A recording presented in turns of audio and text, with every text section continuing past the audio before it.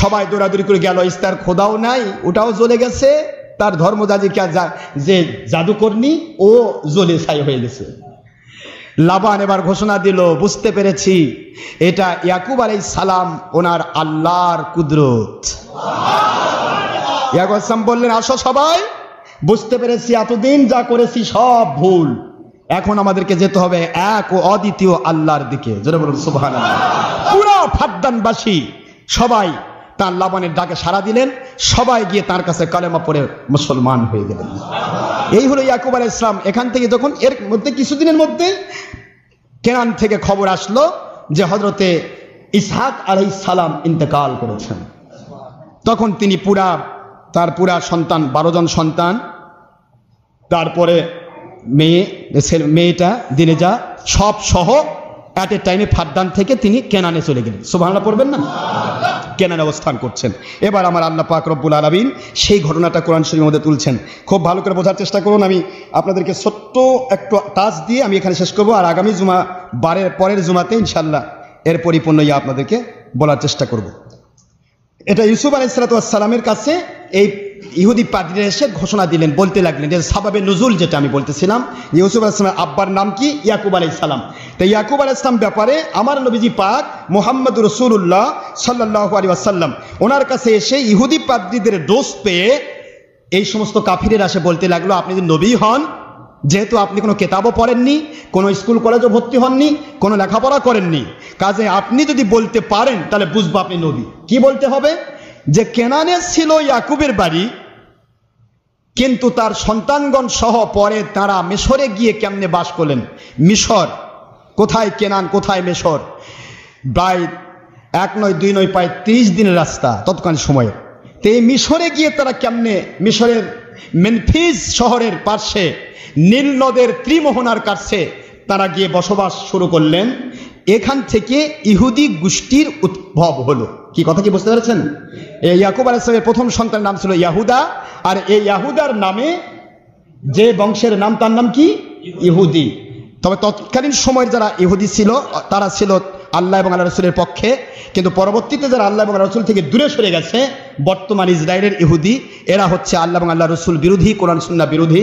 এরা তৎকালীন সময় সেই হাকিকতে ইহুদি নয়। কথা কি বুঝতে পেরেছেন? তা শোনেন, তো এখন এখান থেকে রসুলকে জিজ্ঞাসা করা হচ্ছে, আল্লাহর হাবিবকে জিজ্ঞাসা করা হচ্ছে, আয় মুহাম্মদ রাসূলুল্লাহ সাল্লাল্লাহু আলাইহি ওয়াসাল্লাম, আপনি যে বলছেন আপনি নবী, তাহলে নবীদের কাছে সকল নবীর সংবাদ থাকতে হবে। কথা ঠিক না বা ঠিক? করে তাহলে ইয়াকুব আলাইহিস সালাম তার সন্তানগণ সহ কেনান থেকে কিভাবে মিশরে গেলেন, সেখানে কিভাবে তারা বাস করলেন, এবং তার ঘটনাটা আমরা জানতে চাই। তখন আমার আল্লাহ কুদরতওয়ালা আমার নবীজি পাক সাল্লাল্লাহু আলাইহি ওয়াসাল্লামের উপর সূরাতুল ইউসুফ নাজিল করলেন। আমার আল্লাহ জানিয়ে দিচ্ছেন, আমার বন্ধু আপনার কোনো টেনশন নাই, সব তো আমি আল্লাহ জানাবো। নবী শব্দের অর্থই হচ্ছে দুনিয়াবাসী যা জানে না সেই অজানা খবরগুলি দানকারী নবী। জোরে বলুন সুবহানাল্লাহ। আপনি অজানা খবরগুলি সবাইকে শিখাবেন, আমি আল্লাহ আপনাকে শিখাবো, আর আপনি দুনিয়াবাসীকে শিখাবেন। জোরে বলুন সুবহানাল্লাহ। বিসমিল্লাহির রহমানির রহিম।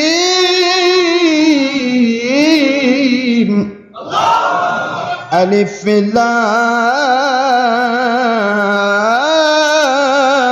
রা।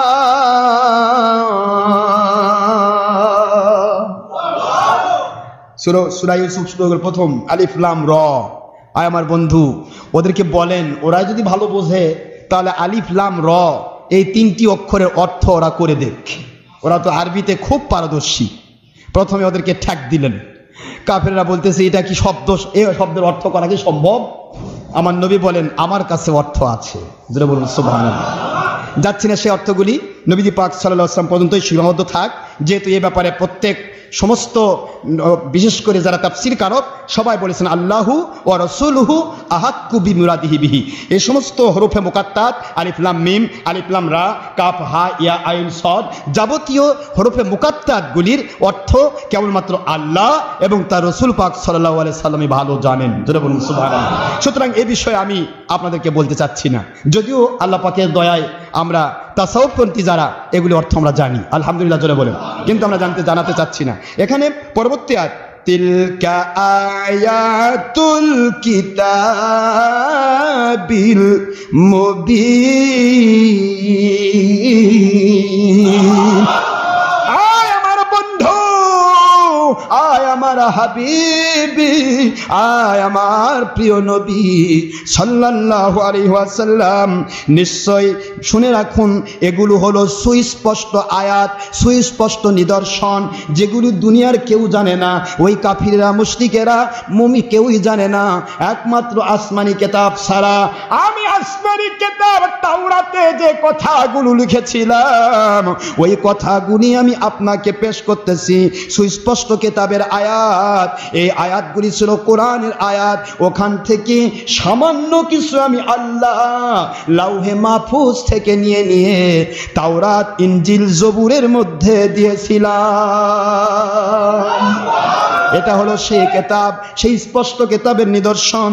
ও আমার বন্ধু, আপনি যখন কথাগুলি বলবেন, হুবহু যখন তাওরাতের কিতাবের সাথে মিলে যাবে, এই কথাগুলি শুনাইয়া দিয়া ইহুদি ওস্তাদগণ সহ এই কাফিরগুলোকে আমি আল্লাহ মুসলমান বানাতে চাই।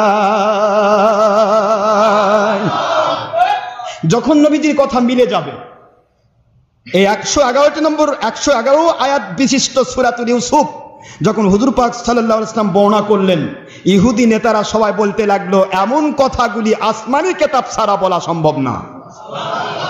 তারা সকলে কলেমা পড়ে মুসলমান হয়ে গেল। সুবহানাল্লাহ পড়বেন না জোরে? সুতরাং হুজুর পাক সাল্লাল্লাহু আলাইহি ওয়াসাল্লামকে আল্লাহ পাক কেন এটা দিলেন, এর বিষয়গুলি নিয়ে আমি পরবর্তী আলোচনা করব। নাহনু নাকুসু আলাইকা আহসানাল কসাসি বিমা আওহাইনা ইলাইকা হাদাল কুরআন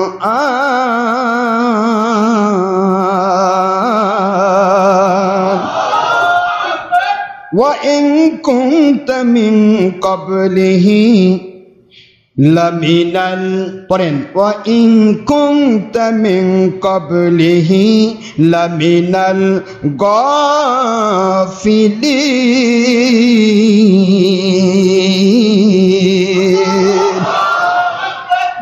আল্লাহ বলতেছেন যে আমি আপনাকে অনেক উত্তম ঘটনা শোনাচ্ছি। সুবহানাল্লাহ পড়বেন না? নাহনু নাকুসু আলাইকা আহসানাল কসাস। এই আহসানাল কসাসের ব্যাখ্যা করলে আমার 5 ঘন্টা লাগবে, যে আহসানাল কসাস কেমন উত্তম ঘটনা আল্লাহ শিখাচ্ছেন। এই উত্তম ঘটনা কি, এ কথা বলতে সময় অনেক দরকার, কিন্তু এখানে তো অত সময় আমি দিতে পারবো না। আল্লাহ বলছে সর্বোত্তম ঘটনা আপনাকে শোনাচ্ছি, যে আহসানাল কসাস, যে ব্যাপারে এখানে আছে, দেখেন আয়াতের অর্থ, ইন কুনতা মিন ক্বাবলিহি লামিনাল গাফিলিন, এর পূর্বে আপনি যা জানতেন না। তার মানে কি, আমার নবীজি পাক সাল্লাল্লাহু আলাইহি ওয়াসাল্লাম যা জানেন, খুব ভালো করে বোঝেন, যা জানেন তা আমার আল্লাহর কুদরত থেকেই জানেন। এই কথাটা মনে রাখবেন তো। আল্লাহর হাবিব যেটুকু গায়েব জানেন, যতটুকু এলেম জানেন, যা জানেন সবকিছু কার দেওয়া? আল্লাহর দেওয়া, আল্লাহ প্রদত্ত। এই বিশ্বাসটা রাখতে হবে। তাছাড়া হুজুর জানেন না বলতে হবে তাহলে আল্লাহ জানে না।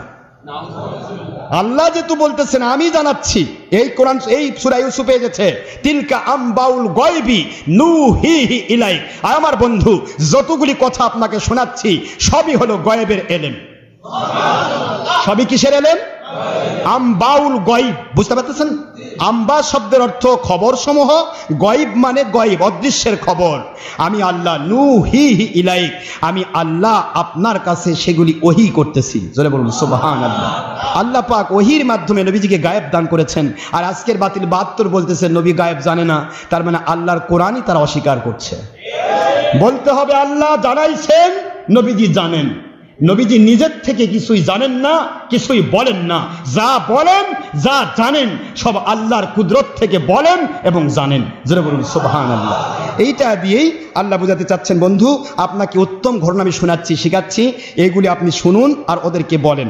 এখন এর মধ্য দিয়ে কি ঘটনা, যে ব্যাপারে আপনি বেখবর ছিলেন, আপনি জানতেন না, আগে খবর ছিলেন না। এই গাফিলিন শব্দের অর্থ উদাসীন বলা যাবে না। এই গাফিলিন শব্দের যদি কেউ উদাসীন বলে তাহলে সে বেঈমান হবে। আমার নবী উদাসীন ছিলেন না। আমার আল্লাহ বলতেছেন, আপনি যা আমার পক্ষ থেকে আগে জানতেন না, এখন আমি আল্লাহ তা জানিয়ে দিচ্ছি। যেটা বলুন সুবহানাল্লাহ। এখানে إذ قال এবার আসতেছে إذ قال يوسف لأبيه يا أبت إني رأيت 11 كوكبا والشمس والقمر رأيتهم لي ساجدين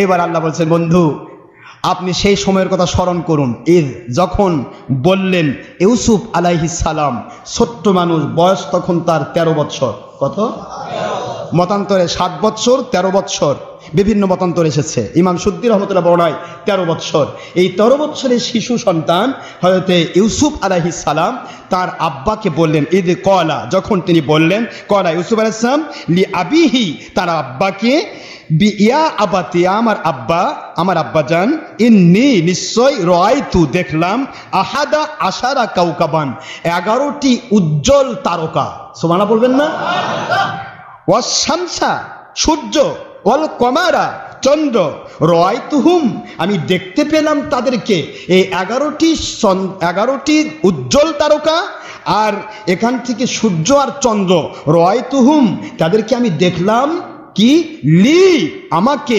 সাজিদিন সেজদা করতে সুবহানাল্লাহ জোরে বলুন আমি দেখলাম যে সমস্ত তারকা 11টি তারকা উজ্জ্বল তারকা কাউকাব এবং সূর্য ও চন্দ্র এগুলিকে আমার কাছে সেজদা অবনত অবস্থায় দেখলাম শুরু হয়ে যাচ্ছে কিন্তু খবর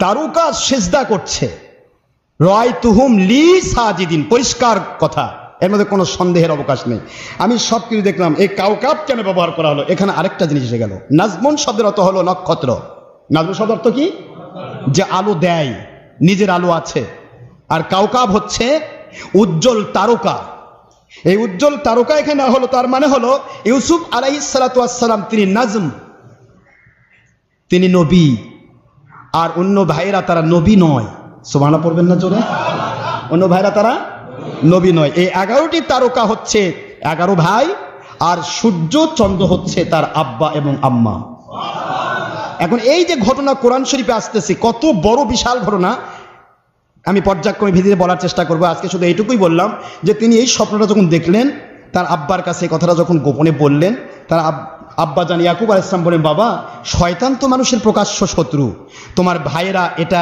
ঈর্ষাপরায়ণ হবে তুমি ছোট মানুষ তোমার ভাইয়েরা তোমার প্রতি ঈর্ষাপরায়ণ হবে স্পর্শকাতর জিনিস এটা যে তুমি ভাইরা তোমাকে সেজদা করছে তোমার আব্বা আম্মা তোমাকে সেজদা করছে এটা পরিষ্কার অর্থ সুতরাং এইটা ঘটবে এর মধ্যে সন্দেহ নেই সুবহানাল্লাহ পড়বেন না জোরে কারণ নবী রাসূল আলাইহিস সালাম যেটাই স্বপ্ন দেখেন সেটাই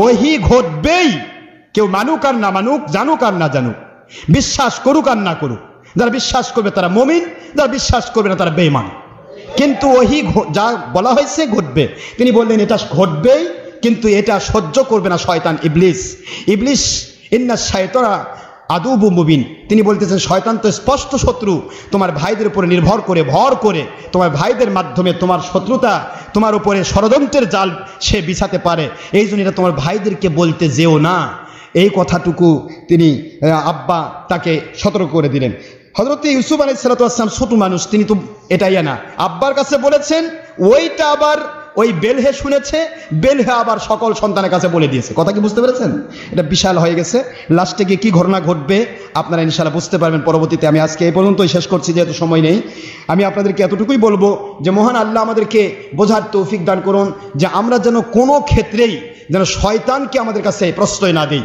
কারণ শয়তান কিন্তু তিলকে তাল তালকে কাঁঠাল করে কথা বুঝতে পেরেছেন তিলকে তাল তালকে কাঁঠাল কাঁঠালকে বিশাল বড় ডোল বানায় ফেলবে উল্টা পাল্টা করে ফেলবে শয়তান এত বড় খারাপ একজন আল্লাহর ওলি বলতেছিলেন এই আপনি ইয়ার মধ্যে শয়তান ইবলিসের সাথে তার দেখা হচ্ছে ইবলিস হাসতেছে কি রে ইবলিস হাসিস কেন কই হুজুর আজকে আমি একটা ছোট্ট ঘটনা ঘটাইছি তার উপর একটা মার্ডার হয়ে গেছে এর মার্ডার হলো মানে বলে আমি কিছুই করিনি আমি শুধুমাত্র এই রাস্তার মধ্যে একটু মধু মতান্তরে চিনি ছিটাই দিছিলাম বাস তারপর কি হলো কই ওই মধু চিনি মিষ্টি খাওয়ার জন্য টিকটিকি ছুটে আসলো এবার পিঁপড়া ছুটে আসলো, পিঁপড়াকে খাওয়ার জন্য টিকটিকি আসলো, টিকটিকি খাওয়ার জন্য বিড়াল ইঁদুর আসলো, ইঁদুরকে খাওয়ার জন্য বিড়াল আসলো, বিড়ালকে আবার ধরার জন্য কুকুর আসলো।